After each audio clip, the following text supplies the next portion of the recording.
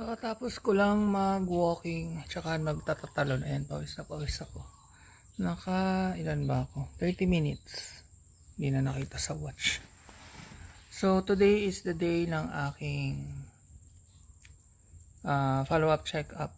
So, kahapon nga ako nagpa-laboratory. So, yun nga. Bahala na si Doc.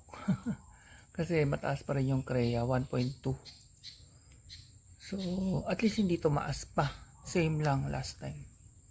Pero, syempre, kailangan pa rin siguro ako uminom ng gamot kasi nga, hindi pa lumalabas yung stone.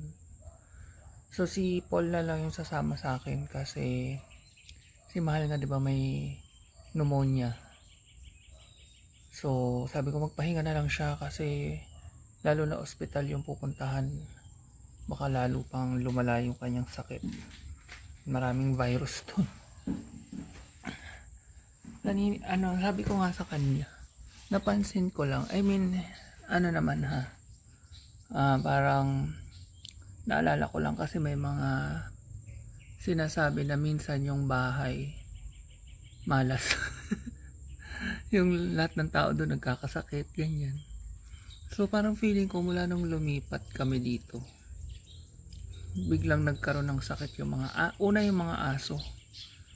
Lahat sila nagkaroon ng sakit. Tapos sumunod ako. Tapos ngayon si Mahal nagka-pneumonia.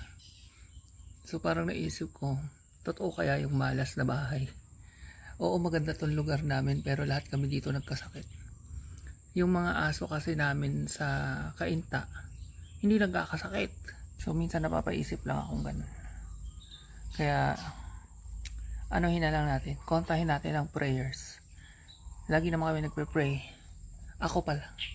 Si Mahal nagpe-pray din siya. Pero mas ako yung talaga nag-online church. Although hindi rin naman ako every Sunday. Minsan pag nakakalimot din. Kaya humihingi rin ako ng patawad kay Lord dun. Ayun lang. Si Paul nga nagyaya siya mag-church every Sunday. Yung sa church talaga ng Katoliko. Okay lang din naman ako mag-church sa ganun. So minsan sasamahan ko siya. Para malaman niya kung paano pumunta sa church dito sa San Miguel. So ngayon magbe-breakfast na ako. Gutom na ako Ang ulam namin yung tirang munggo kagabi. Hindi ko na pala na-vlog yun kagabi na kumain kami ng munggo. Na-vlog ko na niluto ko.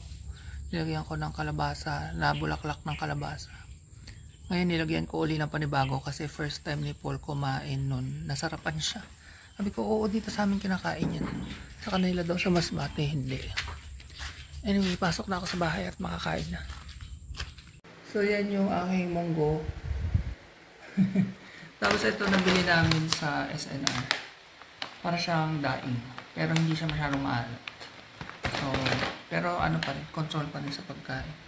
And syempre meron ako lemon water. Actually, kalamansi. Breakfast tayo. Ang ganda lang na hindi ko na kailangan ng tripod. Kaso parating pataas yung tingin nyo sa akin. Nakapatong lang yung phone niya yun sa mesa. Ganito itsura niya. Parang siyang fish skin. Galing nga Diba dati gumagawa pa akong dati na ganyan. So, enough na sa akin yung 4 pieces. So, medyo pricey ito Parang 300 plus ba? Pero marami namang laman. Yan. Kaya ba kumakain kayo ng bulaklak ng kalbasa? Ganyan. Sarap siya.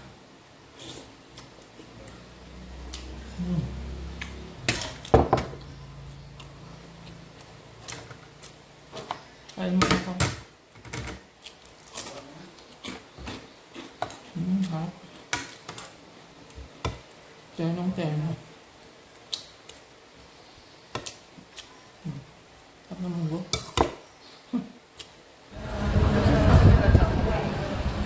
Hinihintay na lang si Doc. Nag-vlog ako. Kailangan naka-mask.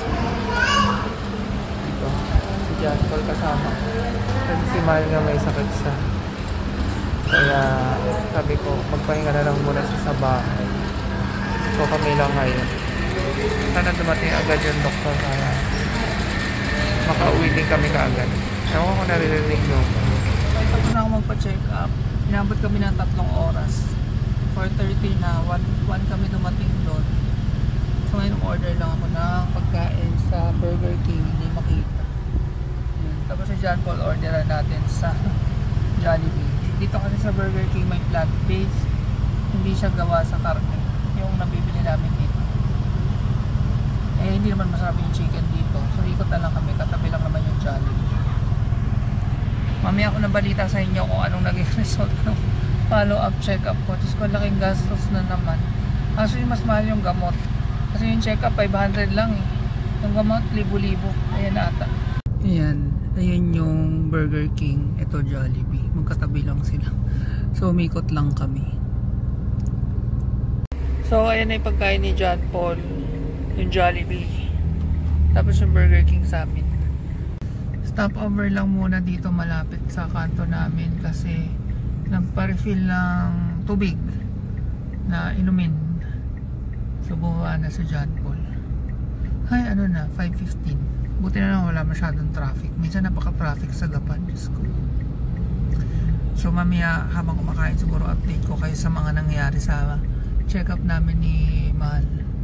Kasi siya ay meron ding sakit. Okay, nasa bahay na kami, kakadating lang namin. Mag-haul tayo ng aking gamot. Dami eh. Oh. Yan, ganyan karami ang aking gamot. Kalahati pa lang to. Kung pang buo yung binili ko, doble yung ganito karami. Meron pa isa. Ito pa, magkahiwalay kasi naubos na yung sa Mercury. So sa Watson, ito lang. Sodium bicarbonate. Sa Mercury, ito. Yan. Ano pa nga, generic pa nga itong isa. Kung hindi, mas mahal pa. Dicycloverine hydrochloride. Ito, tamsulosin. Ay, okay. Ibang brand na. Iba yung binigay sa akin dati. Tapos, enalapril, meron pa rin.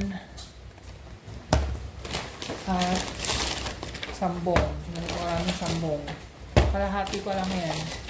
Ayan, takpan na ako. Kaya maraming sambong. Meron pang sambong ulit. Ay, dami? Oo. Ayan, ito sambong. At ito isang gamot pa. Ito yung kulang na isa. Yung basta ang liit, hindi ko mabasa. Kulang pa yan kasi naubusan sila ng stock. Thiazide.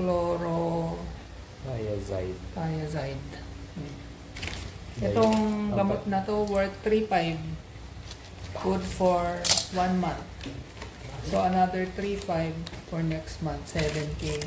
Tapos pag bago daw ako bumalik for follow-up, laboratory ulit, tapos ultrasound. Ang ultrasound 1.8. Di ba ang gastos magkasakit?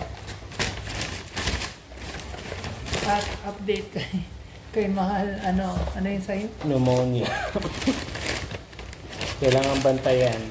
Oo, kasi kung hindi, baka TB. Pero sabi, hindi naman ako, wala naman akong lagnat.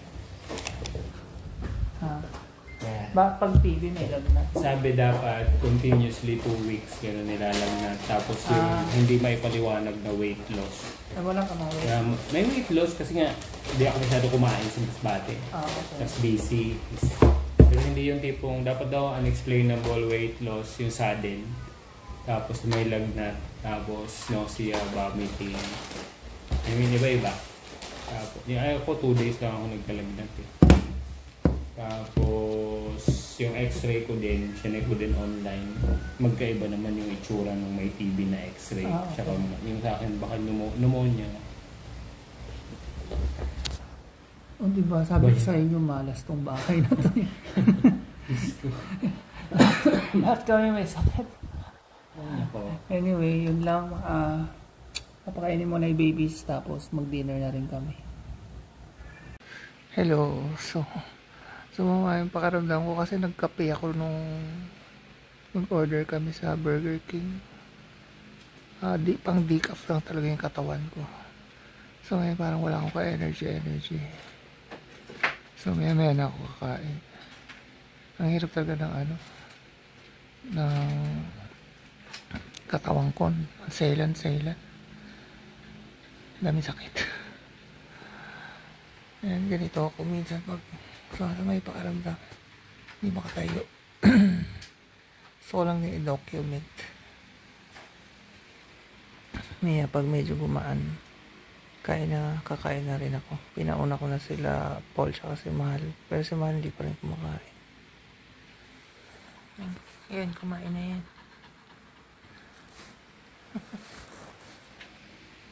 Ayan na lang.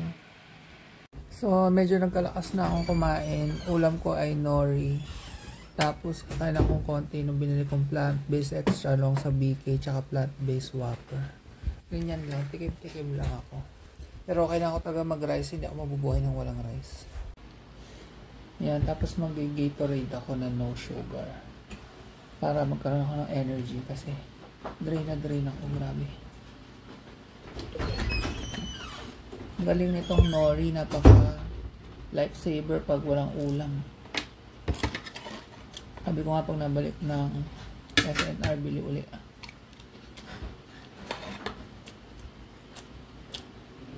Ako naman kasi walang kadala-dala. Inom pa rin ng kape. Doon talaga sumasabay lang ko sa kape. Kailangan decaf lang. Pumasok ni Panther. Mga kumpleto tayo. Mga babies kumpleto yan. Eh hindi, si Yurik lang wala. Ay doon sa sala si Yurik. Pero to si Panther, tumatabi kay Paul, magkasundo na sila.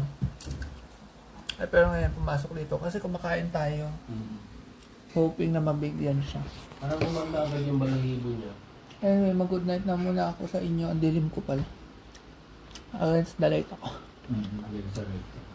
Nakain na muna ako at mag-e-edit.